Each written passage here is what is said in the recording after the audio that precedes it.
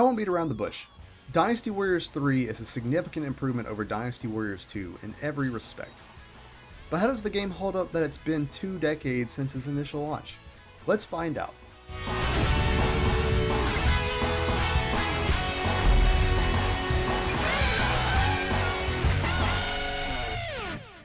Dynasty Warriors 3 was released at the end of 2001, 1 year after its predecessor Dynasty Warriors 2.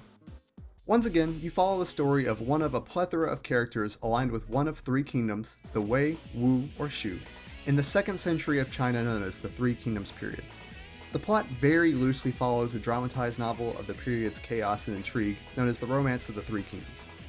The story is greatly improved and embellished compared to its predecessor, with each character progressing through 10 stages that approximate battles they may have actually been in. Overall, it leads to a much more cinematic experience when compared to the bare-bones presentation in the last game. It's still lacking in many respects. In order to fully understand what's going on, you'll need to either have a background in the story or read the pre-mission synopses that only barely cover the events leading up to the battles. The game also still has issues of characters being present at battles long after their death or where they were just absent from. But in the grand scheme of things, Dynasty Warriors is about the gameplay and not the story, so it really isn't that much of an issue.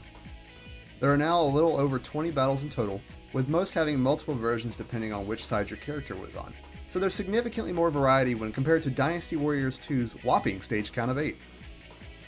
It's also worth noting that any officers in the other category, which weren't aligned with the big 3 factions, do not have their own story modes in the vanilla version of Dynasty Warriors 3, although they can be used in any stage in the game's free mode, and most of these characters did eventually get their own story modes in the excellent expansion pack that I'll discuss later on.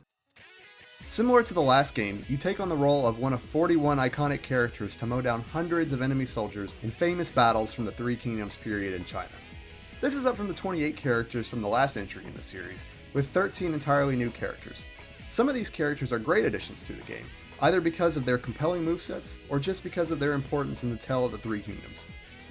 For me, some of the highlights are Zheng He, an officer under Yuan Shao turned General of Wei, who has a very particular and quite satisfying moveset, and Huang Gai, a Wu general instrumental at the Battle of Cherbi. Other characters are not as well done. Wei Yan is an incredibly complex character that is extremely important to the Three Kingdoms story, yet they've always portrayed him as a one-dimensional barbarian who can't speak in any more than brutish grunts. Although technically in previous games in the series, the character Shuju peculiarly comes off as a rather inadequate character personality-wise in Dynasty Warriors 3 for me. All characters have significantly more personality than in past games due to the sheer volume of cutscenes and dialogue when compared to earlier entries. But Shuju comes off as a mentally stunted man-child that you'd want to keep as far away from possible from your kids. We'll meet again! Otherwise, issues with characters and how they play are scant. Clone movesets have been fixed, and 90% of the movesets play very well. The fact that all 41 characters play as differently as they do is truly impressive. Even nowadays, Koei has quite the difficulty in giving all their characters unique, high-quality movesets. What is this humidity? I don't see how people could live here! Speaking of movesets, all characters can do up to a 6-hit combo with higher ranked weapons, up from 4 in the last game. With this addition comes novel charge modifiers, further increasing your repertoire of attacks, with each chain being different than the others that are more or less effective depending on the situation that you're in. The game also allows you to perform a power guard by pressing the attack button while blocking, right as enemies strike you, which works similar to parry systems in some other games. You're able to somersault into a quick recovery after being knocked airborne by pressing the guard button, which makes combat substantially more fluid than in Dynasty Warriors 2. All of this comes together to just make Dynasty Warriors 3's gameplay so much more polished than Dynasty Warriors 2's and finally feel mature and tight. Items can now also be found throughout the maps that modify your characters in different, often wholly consequential ways. With the addition of elephant mounts ridden by the non-mon forces, the bow and arrow attack finally feels like it has some use, as it's quite effective at knocking officers riding elephants off of their mounts. Strong improvements have also been made to the multiplayer, if you're actually able to find someone to play with nowadays. When close to another player character, you can unleash devastating double Musou attacks if both of you use your Musous at the same time. This also automatically upgrades both of your attacks to their true Musou variant, the more powerful version that only happens when your health is either in the red or you have a certain secret item equipped. There's also a very beefy versus mode here, with something like 8 modes to pit you and a friend against each other. I wasn't able to record any of this in time for the review, but from what I remember from back in the day, these are an absolute blast to play through. The graphics have had a hefty boost compared to Dynasty Warriors 2, and largely set the bar for the rest of the Musou games released on 6th generation systems. Later games did of course improve the graphics, but nowhere near as tremendously as what Dynasty Warriors 3 brought to the table coming off of 2. Character models look great for the time. I really have no complaints here even after 20 years. The maps are large, detailed, and quite varied, although some of the geometry is a tad weak by today's standards. And the game has some lovely particle effects, with lightning liberally dispersing throughout the air, ground, and enemies as you use more powerful attacks, and vorpal energy emanating from weapons as they slice through the air. All this does come at a cost, unfortunately.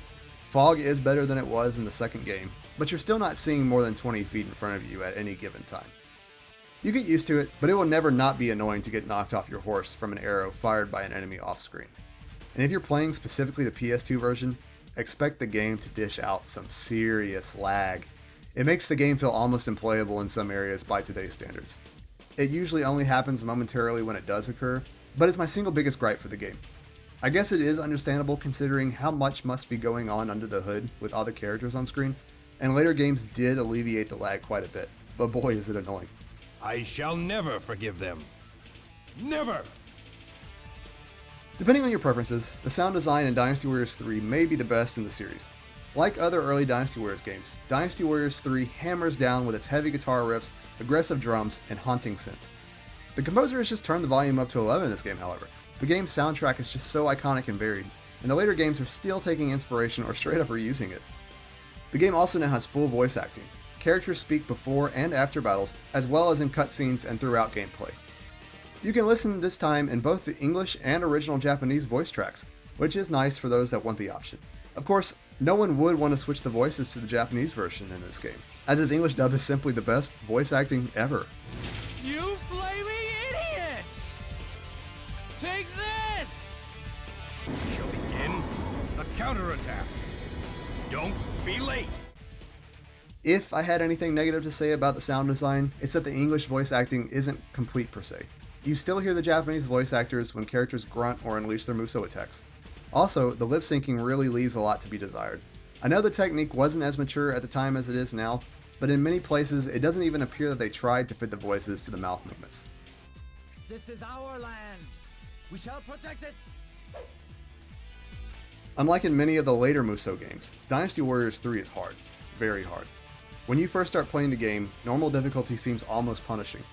The enemy is at its most aggressive in this Dynasty Warriors entry, and their attacks can be calamitous if you're not careful. Fortunately, the game feels much more fair than Dynasty Warriors 2 did.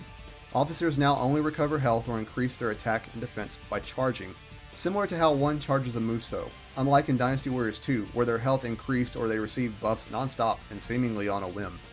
There are also frequent health drops and buffs throughout the stages to help you on your mission. The difficulty curve does drop quite substantially though if you unlock the secret, more powerful 4th weapons and increase your items levels. By the time you reach the true endgame, normal mode frankly becomes a complete pushover, and you'll be one-shotting privates and officers alike in some of the game's earlier stages. The game does include easy and hard difficulties as well. This time around, stat boosters and loot scale to the difficulty you play on, so you'll be getting much better gear on the harder missions and difficulties. This really does increase the game's replay value, and you feel like you're slowly progressing your character even after hitting the level cap. Oh, my beloved people, lend me your strength.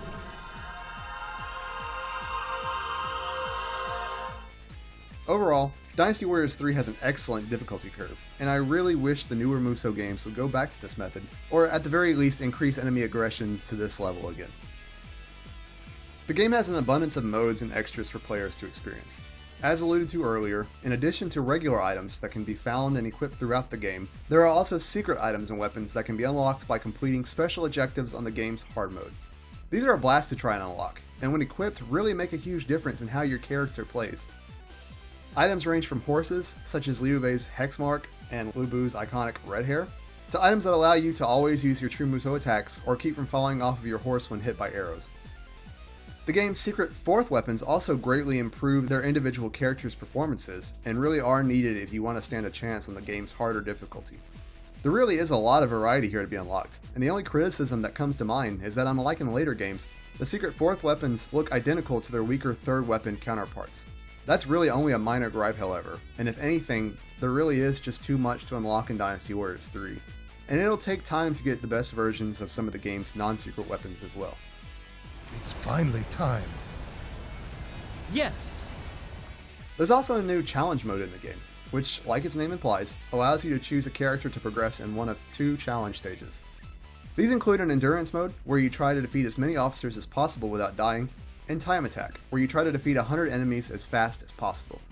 I never found these modes to be really worth doing after more than 1 or 2 runs, but for those that are interested in pushing themselves to the limit, the modes are there. Finally, the game ships with an encyclopedia mode that would become standard in the series later on. Here, you can read quite accurate bios of all unique and generic officers in the game, view character models, and see what items and weapons you've unlocked. It's really a nice addition, and can provide hours of playtime on its own if you're interested in learning more about the characters.